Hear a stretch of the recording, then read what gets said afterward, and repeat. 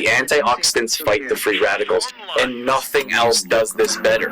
You can't you have your free radicals and say, well, I'm going to have more protein. That's going to fight free radicals. It doesn't work like that.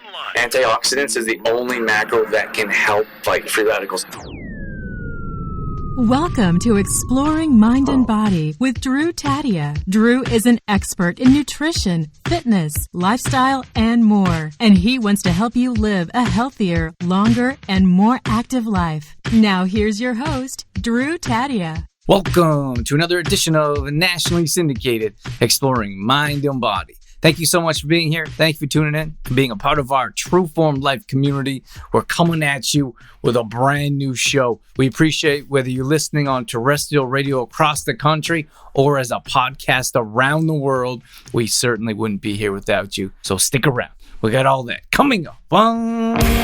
This is Exploring Mind and Body. Naturally improve your lifestyle one show at a time with your host, Taddia. Hello. How's everyone doing this morning? We got another fantastic show planned for you today. This is going to be... I completely drew a blank. I always call it the forgotten about macronutrient. But this macronutrient is one of the ones, in most cases, the one you're not consuming, or you're consuming it the least, and why it's damaging your health. So that's what we're going to talk about today. That's the thing I talked about in the last show, was like sometimes we hear these things, and this is in part of this show right now, we're talking about it, is that sometimes we hear these things and they're not necessarily true. We've just heard someone talk about it, or you've heard someone else's opinion, and like everyone's entitled to their opinion. I'm 100%, over 100% for free speech and sharing your opinion. Crazy world we live in where that shouldn't, a lot of people, or a good number of people think we shouldn't be able to, maybe for another topic, time or day, but like you like sharing your opinion is important, but that doesn't mean that necessarily is your truth, right? Like something you've heard in the past, like this is a tough one, and I had so much compassion for some clients that I've been working with, and they've had a really tough time seeing results and going through different weight loss types of programs that weren't necessarily healthy, and they tell you to stay away from fruit, stay away from high sugar vegetables, and I'm like, okay, like let's put that into context. Have you ever heard of anyone becoming overweight or terribly unhealthy from eating too many vegetables? And then like, right, these are questions we don't often think to ourselves, like have you ever heard of someone being overweight because they've eaten too many vegetables? It's virtually impossible. You could have a whole plate of veggies, which is our topic today, and it may be 100 calories. If you stacked your plate full of veggies, you may get to 130 calories, right? It's not possible. So, and that's what I'm talking about when we hear things from other people when we're growing up. It could be another like authoritative figure, or it could be, like I said, a teacher or parent. And I'm not picking on them. And that was part of the compassion that I was sharing with these individuals, is that like everyone does the best they can. And even those, this is a tough one for me to say, even those really low quality programs that are like weight loss, they put more effort into their marketing than the actual product, or the ones that I would consider terribly toxic with all the packaged foods and shakes, and you'll be fine. So you lose a bunch of weight, and then you try to go back to living your regular lifestyle and you gain it all back. Like, who knows? Like, whoever started that probably had good intentions, right? So I wouldn't even say it's their fault. It's our job to dig through the weeds and try to figure out what actually works for us, what's going to make us feel fantastic and what doesn't. So when I talk about the forgotten about macro, or the macro that's damaging your body because you're not using it, I'm talking about antioxidant, right? So, and then like macro is just a fancy word. I don't even know it's a fancy word. It's just like, it's almost like one of those scientific words that people are like, what are macros? Macros is 4 food groups. That's it. So a macro is a food group, basically, in a fancy way, in a fancy wrapper. So when you look at your macros, you have your protein category, right? Then we have our complex carbs category. We have our healthy fats category. Then we have our antioxidants or veggies category 4. It's very simple. And I don't expect everyone to know or memorize or know each one of them, but this is what we start off with when we start teaching people like Nutrition 101. And it's our belief that we need a balance of macronutrients. And we've seen incredible results. I could go down the line from, I think Trudy's almost down. I didn't check her stats today, but she's almost down 30 pounds, 29 pounds. Deanne finally let us share her progress pictures and stats, 20 pounds. Deanne looks absolutely amazing. But anyways, like we see incredible results in our program, but you have to follow the program. You have to eat your macros and you have to get your workouts in. That's it, right? The problem with that is, not the problem, but you could see someone else like so we believe in a balance of the 4 macros that I just listed. We could look at someone that does keto, right? And they could also see amazing results. The problem with that is, in my opinion, you see very few people that can stick to it. I would call it more of a deprivation type of diet because it's so hard to stick to that. Now, I'm not going to pick on keto. I just want to use it. That's an extreme example of completely eliminating a macro and having a balance of macro. So what I'm saying is that you can see benefits of both, and you have to decide what's more important to you. In most cases, like for us to show these results, our clients these results,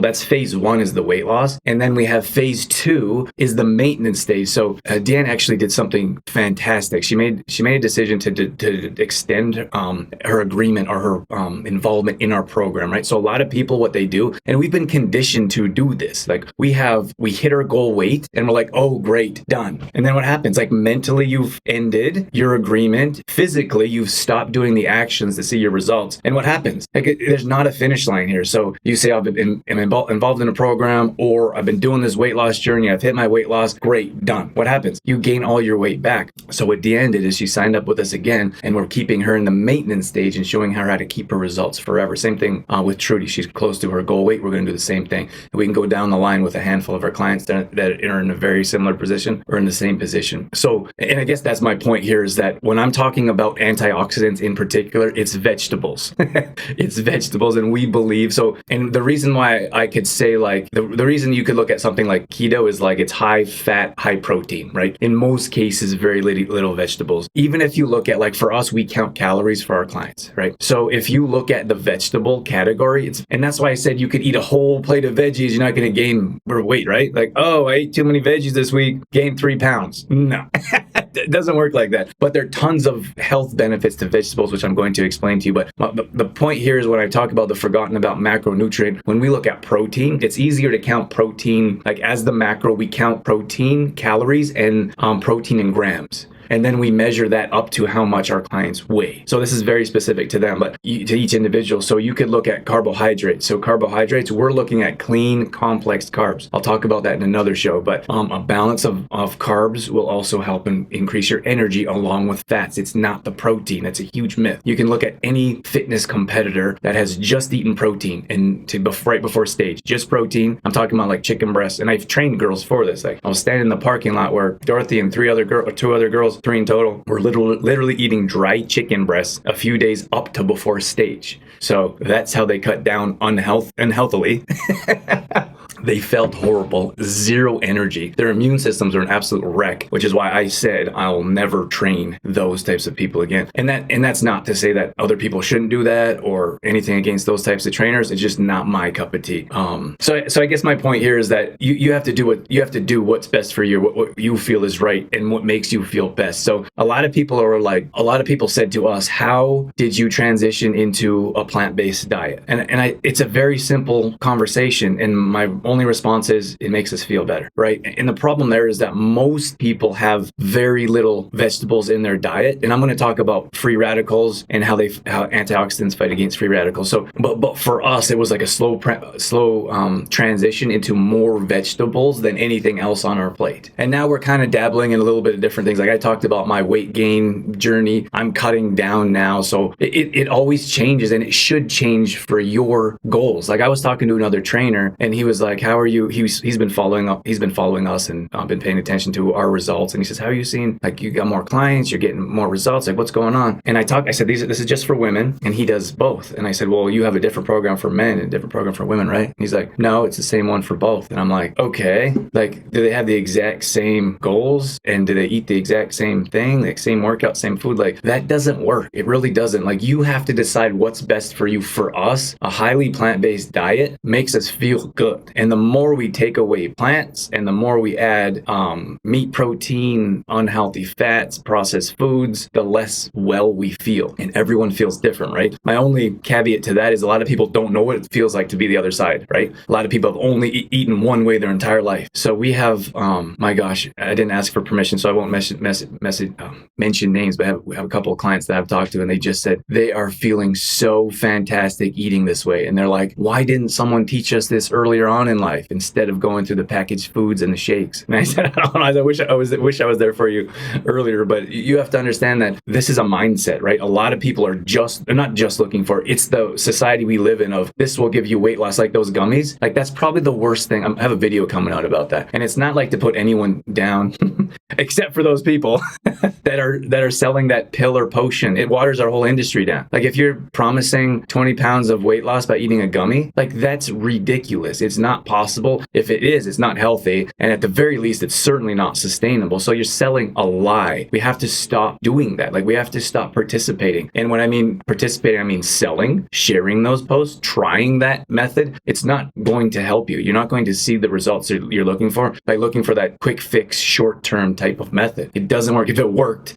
that company would be billionaires. Everyone would know about them, and then everyone would be trying it, and we'd all be fit and healthy and not have to worry about anything ever again, right? That's not the world we live in. So we have free radicals on one side, and we have antioxidants on the other side. Free radicals, in many cases, are things that we may not be able to control. So free radicals could be pollution in the air. Free radicals could be toxins in food that we may not know about. They could be rancid oils that we think are clean, which is why I really like to talk about fats and good quality fats to put in your body. It could be fluoride in your water. Oh, touchy subject. It could be some other toxins, like hard metals in your water, definitely from the ocean or in the seafood that you're consuming. So there's toxins all around us. I would go as far to say that could be the toxic people in your life. Could be friends, could be family members, people that are putting you down, those people that aren't necessarily supportive of you trying to live a healthier lifestyle. Like that toxic environment also weighs on us and puts stress on us. So I would put all of those into a category of free radicals. Now, those are damaging internally at the that's a tough word for me, has always been at the cellular level. These are free radicals that damage our cells and they age us. So you could also look at alcohol, tobacco, again, refined sugar, a drug very similar to the other two. That processed food that I'm talking about, those damage our cells, right? They break us down from the inside out. You can look at someone that may have been living a very unhealthy life for years, and you can tell, right? Like I feel like we're all on the same page. Like you could tell someone that's probably drinking maybe a bottle of Coke for years, right? Maybe they didn't know any better, or maybe they were younger and it was okay in their family to start on that type of food. Now, I don't like to give those examples. You could look at other types of artificial sweeteners or low quality products. I just don't like to mention them too much because my goal isn't to like make people feel bad or to put you down or your parents down. It's just, I just want to provide information. And I had this one conversation with someone because we do our detox every year, usually around September, January. And they said, I really don't like the parts where you talk about toxins in your home. Because I like the smelly candles and I like the fragrance in the bath. And I'm like, okay. Like, I don't mean to offend you, but I also feel like sharing that information is worth it for other people that may want to know that they're marinating in a bath full of toxins, right? It's not improving your health. So at any rate, side note there, when I mention examples, is not to put people down or make you feel bad. It's to offer education and information on what's happening, what's positive, what's negative, what's going to improve your health. So we went through the free radicals. Now we have to look at antioxidants. The antioxidants fight the free radicals, and nothing else does this better. You have your free radicals and say, well, I'm going to have more protein. That's going to fight free radicals. It doesn't work like that. Antioxidants is the only macro that can help fight. Now you can look at supplementation. You can look at deep breathing exercises. You can look at better quality food in general, but the very core root of the antioxidants fighting the free radicals is vegetables, and we're just not eating enough. And here's an easy example for me is that when I was traveling, I traveled quite a bit. We drove back from LA. I flew back stayed in Nashville for a while. Most of you heard about that. And you look at the breakfast. Can look at breakfast at restaurants, hotels, like breakfast on the road, for example. I found no vegetables. None. Zero. And I think it's because, in my opinion, people just don't eat them. So what's the point of them making it? Because they make eggs, bacon, sausage, like that kind of stuff is easy to make. Tons of carbs. You got pancakes, French toast, waffles, oatmeal, cookies, muffins. And if I were to go look at people's tables, it would be probably at least 75% carbs and the rest filled in with a few other things like maybe milk and a little bit of eggs and probably some sausage, right? That's just what I see. And regardless of how you look at at that plate, there's no vegetables, no antioxidants. So we're putting low quality foods in our body without having any benefit from antioxidants helping out. For me, this is not a selfless plug because I'm going to be talking about our greens, but everywhere I go, I travel with our spirulina tabs. So if you're especially traveling, if you're not going to be able to get the vegetables that you're consuming, you need to take some type of greens. These are the greens that we choose, and I'll tell you why, but you can choose whatever greens you want. The bottom line is you're not getting the antioxidants your body needs to fight off the free radicals. So think about throughout the day, your body is being broken down internally in different ways. And that's a hard concept for a lot of people to picture. And the problem there is that we think we're doing something good for ourselves, right? Like, I'm going to eat fish. Well, if you eat fish without chlorella, there's a good chance there's hard metals in there that may be staying in your body, right? Maybe not all of them, but if you're looking at, I would look at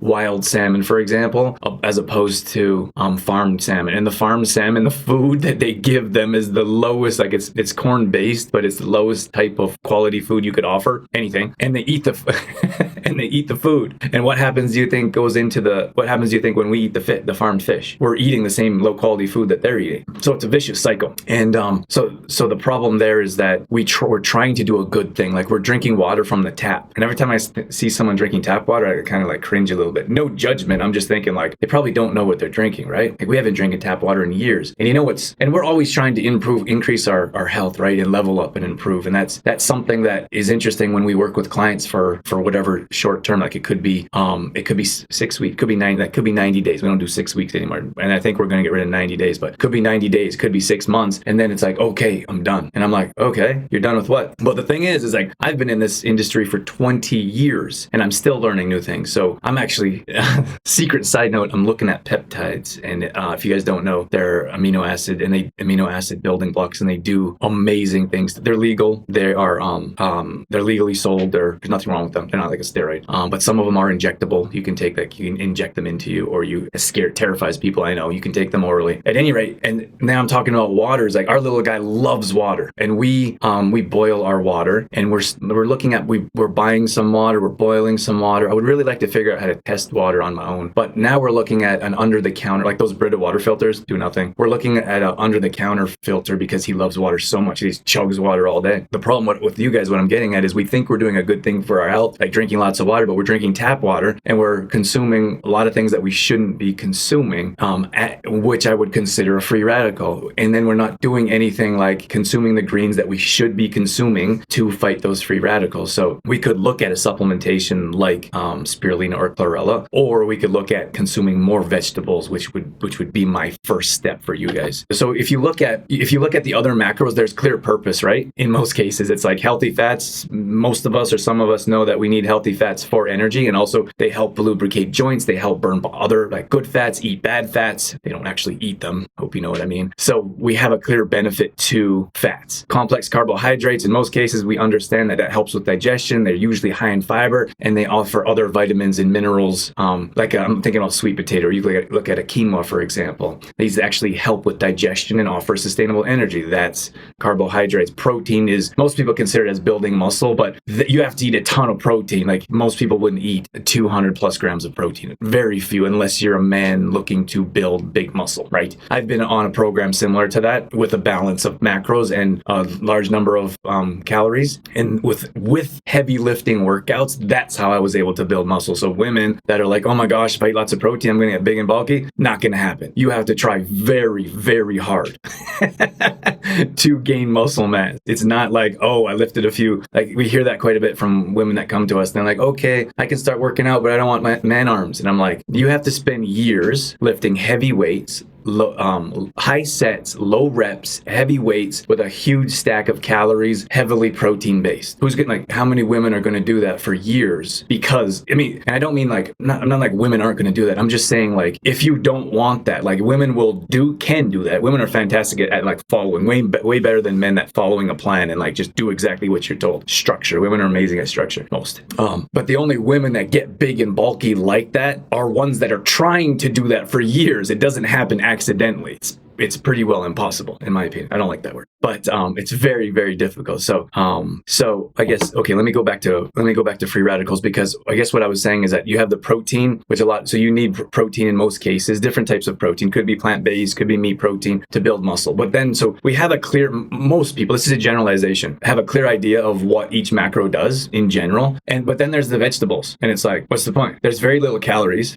So if you're counting calories and you want yourself to be in like a certain caloric number, those almost hardly move the needle. And then it's like, I have to cook them. I heard this before. Oh, if I eat too many raw vegetables, it makes my jaw like tired or sore.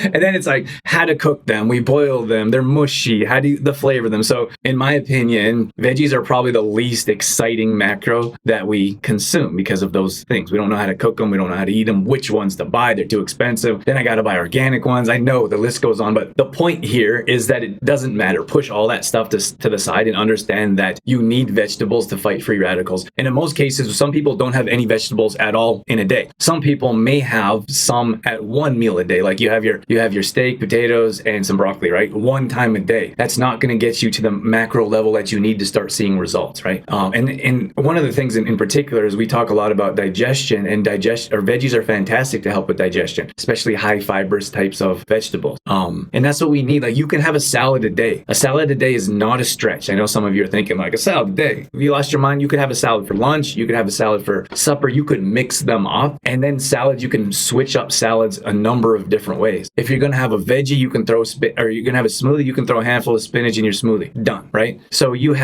should always have some type of green in your smoothie. In my opinion, in most cases, we have a smoothie a day, if not a shake. But that's for a different, like you guys might be on a different program, especially if you're in a MAP program. Everyone's at a different level. So don't be like, hey, why did you give me this program that doesn't have that? So you have greens in your smoothie, right? You should have greens, at least greens at breakfast or lunch, whatever it is you're having. So it could be a salad. And if it's not a salad at lunchtime, you're going to have a salad in the evening, right? And it's not too much. It's not too big of a task to say, grab yourself some hummus or tzatziki with some chopped up veggies, and you dip in that, and you have that for lunch, or you have that for a snack. Like that's not a stretch. It's just a stretch at the beginning because we're not mentally thinking about it. It's like, what's the point of having veggies anyway? It's not going to do anything for me. Those antioxidants are going to help free radicals and build your cells back out, back up from the inside out. And you're not going to find more a variety of vitamins and minerals from veggies than any of the other macros. The other macros are something else. The veggies are in particular for antioxidants, for the minerals, for the fiber, for the digestion, for a number of different areas that we need them to fight the free radicals and build our cells up stronger, right? So for us, I'll tell you briefly here, and then I'll do a giveaway, is we take spirulina. And like, so here's the thing, like if you're on the road, let's just say, for example, because I know a lot of people travel for work, and I get a lot of questions in that say, well, how do I stay on my meal plan if I'm not able to create all the meals while on the road? So one of the things that what we do in particular, like we take our greens everywhere we go. So we still eat plants or vegetables all day long, like throughout the day. It's a regular thing for us. Like I said before, our portion sizes, when you look at our plate, would be heavily favored to vegetables because it makes us feel better. And we understand the benefits of vegetables, right? You're on the road or you're traveling, or you didn't particularly make any vegetables, you take something like spirulina. We recommend spirulina in the morning because it's jam-packed with protein, tons of vitamins and minerals in particular. These both have 40 vitamins and minerals. This is what we use as our multivitamin. Now, I'm not a huge fan of multivitamins. I'm not going to say none of them work, but in most cases, they don't. They're like Centrum, Flintstone Kids, those mainstream ones are garbage. Like we should not be consuming those because of all the nonsense in there. Like I guarantee you'll have a multidextrin in there, you'll have a sucralose in there. Like why do you even need a flavoring? You're just swallowing them. Maybe Flintstone Kids, but then you're feeding your kids toxin. We'll push that to the side for a moment. This is one single ingredient. It's spirulina. That's it. It's food grade. It's a food. It processes. It's very bioavailable. So the problem is, like, you could look at a vitamin C. Vitamin C is built through ascorbic acid. Like the root is ascorbic acid, and that is corn derived, which is why we've decided to slowly move away from vitamin C and go to a whole food supplement, Camu Camu, which is, I posted about this, but it's very bioavailable. Like your body absorbs most of it, right? Because it's a food. Any food will outweigh a chemical or unnatural based supplement. So when we look at food, food-based, this is a food. So it's very bioavailable. Our body will use most of this. I guess to finish that up, like your body with a vitamin C, your body isn't absorbing most of that. So you think you're getting 1,000 milligrams of vitamin C. You're not, or whatever the pill is. You're not. Your body's not absorbing close to that amount. So because this is food, your body recognizes it, can utilize it, it can absorb it at a much higher rate than an unnatural type of supplement. So that's why we go with spirulina. And this gives you a natural energy boost in the morning. We recommend this before a workout first thing. So that's number one. So if you're on the road, if you're traveling, if you're going to family members, if you don't know what you're going to have, like at a restaurant. So we take these with us every time we go to a restaurant. This is chlorella. So chlorella is a little bit different. These are two different products. So someone's like, well, which one should I start with? And I say, well, which benefit do you want? And they're like, so I explain the different benefits. And they're like, okay, I could use more energy. Or if they're like, oh, I could use a detox. So this is more detoxing. This is binding. Every single time we have seafood, we have chlorella.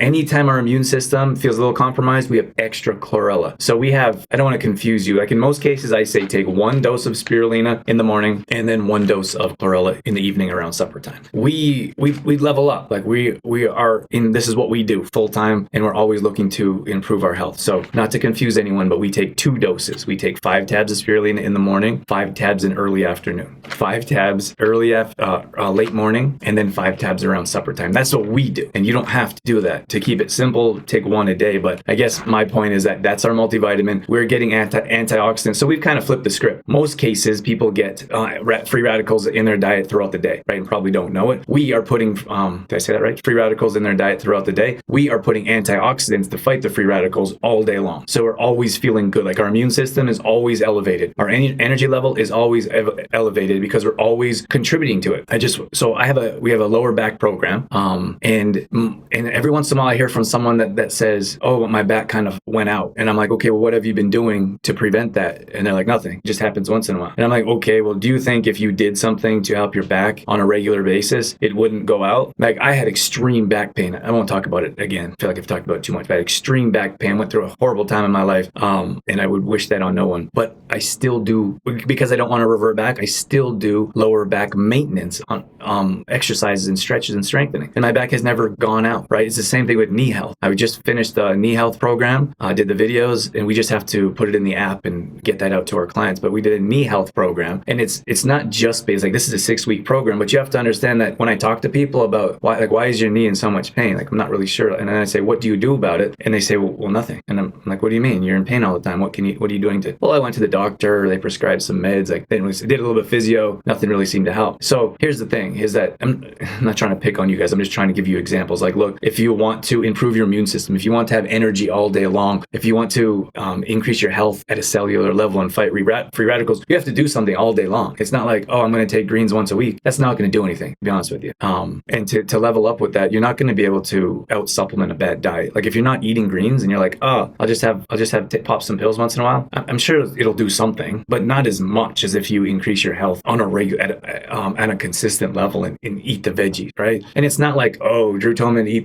these veggies, I got to eat them. It's like trying to find a way to add them to your life so it's a lifestyle. So it's like, this is what we have for breakfast. It's a side of sauteed onions and bell peppers, right? Like I didn't mention this earlier, just wrapping things up here, but the antioxidants that are most vibrant have the most benefits. So you can look at red, which costs the most, right? Red or orange bell peppers. You could look at green, like green leafy types of fibrous types of vegetables. Like those are the ones that you want to consume. Sweet potatoes, right? Like that's a carb, but it's the bright colors that you want. If you look at a plate that's beige or dark in color, I wouldn't, like in most cases, I'm not going to give you examples because I want to wrap things up, but I wouldn't consider that like bright and vibrant and uplifting and energizing, right? Your plate should be as colorful as possible. The green salad with a bunch of things in it, right? Rhonda says, is that just green veggies or can a person eat carrots and cauliflower? Oh, no, it's not just greens. No, sorry. That's a very, very good question. I hope that wasn't, no, you should have a variety of vegetables. It shouldn't be like, and that's a good point because a lot of people have the same veggie. Like I'm always only going to have cauliflower and broccoli. Like you should have a well balanced because every single vegetable has different benefits. So give yourself throughout the week, or if it's all the same week, then the next week do a different veggie. Because you're going to get different vitamins and minerals from different